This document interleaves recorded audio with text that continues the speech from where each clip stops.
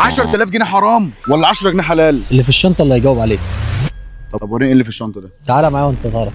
لا ما انا عايز اعرف انت مخبي في الشنطه. هوريهولك في المكان الصح والله. لا انا عايز اشوف هنا دلوقتي بعد اذنك. تعالى وانت طب تعرف. وريني بس. تعالى بس سيبها طب بس. انت مش متضايق ليه بس؟ انا عايز تعالى افهم معايا بس. وانت تعرف المكان الصح والله. طب انت ليه ماسك فيها هعرفك كده؟ كل حاجه وهيجاوب عليك اجابه انت لا تتخيلها، بس تعالى معايا بس. انت ما تكونش بتخبي حاجه لا تعالى بس معايا.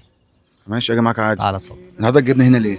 جايبك هنا عشان اقول لك ان لكل واحد اكل الورث هينام على ديت، كل واحد شهد زور هينام على ديت، كل واحد سرق اخوه في كل حاجه هينام على دي. بعد ما اكل ورث اخوه، بعد ما شهد زور، وبعد ما عمل وبعد في يوم من الايام هيجي وهينام على ديت بالظبط. طب انا عايز اعرف حضرتك الكيسه ديت قلت لي هتجاوب عليك. ديت هتجاوب عليك. فيها ايه بقى؟ اللي فيها دي بقى حاجه اسمها الكفن.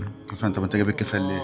الكفن ده اللي كل واحد فينا هيتحط عليه. انت كنت من شويه بعرض عليا فلوس. الفلوس بتقول لي ايه؟ الفلوس. 10,000 جنيه حرام. عاوزك تطلع لي جيب في الكفن ده